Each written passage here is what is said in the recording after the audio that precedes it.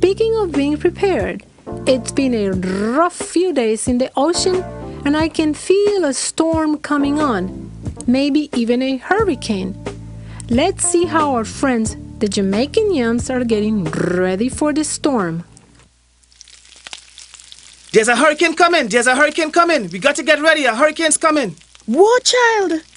What's all this ruckus about? There's a hurricane coming! Olivia said she can feel the storm coming this way. Isn't that right, Miles? I haven't heard no such thing, Gordon. Have you yourself? Not this morning.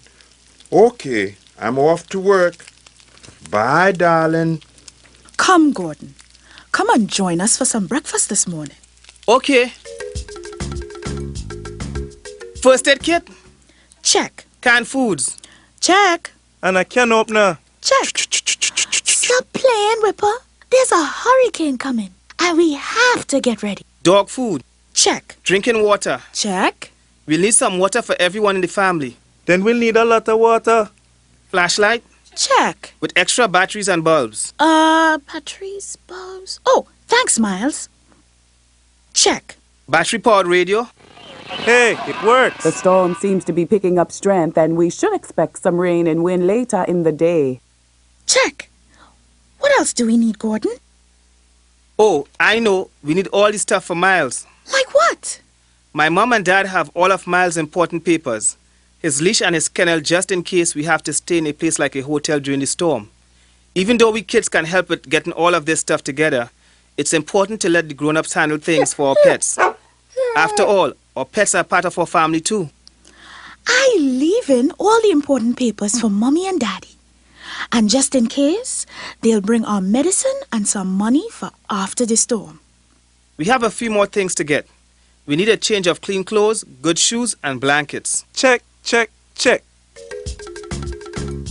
Well, Gordon, I guess you were right.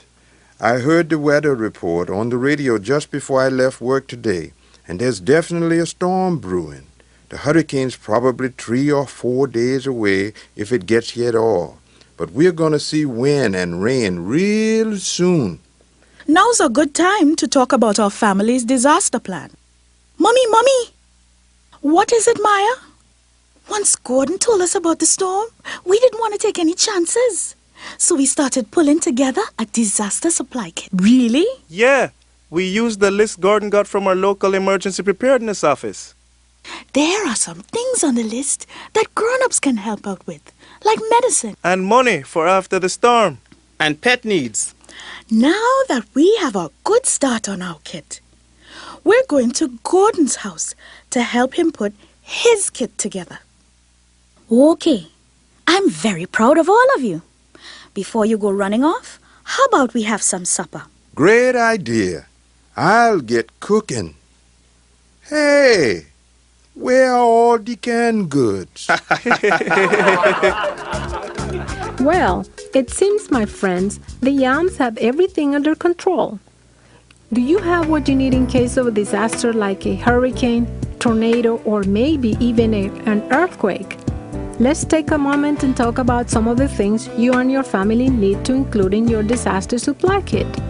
It's a good idea to have a first aid kit, canned foods, clean drinking water about 1 gallon per person in your family for 3 to 7 days, paper or plastic utensils, clean clothing, a flashlight, a battery-powered AM/FM radio and some extra batteries.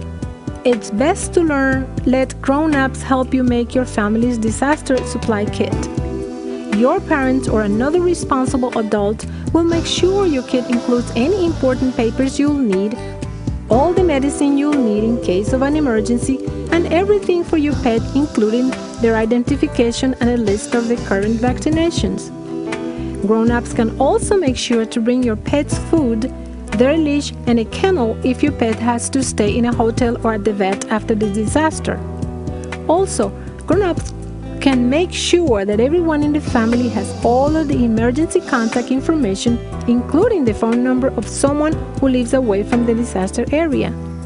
And finally, it's a good idea to get together with your family and go over the disaster plan, including the evacuation route in case you have to leave because of the disaster. I know this is a lot to remember, children, but you don't have to do it alone. There is always someone at your local emergency preparedness office that can help you plan to be safe in case of a disaster.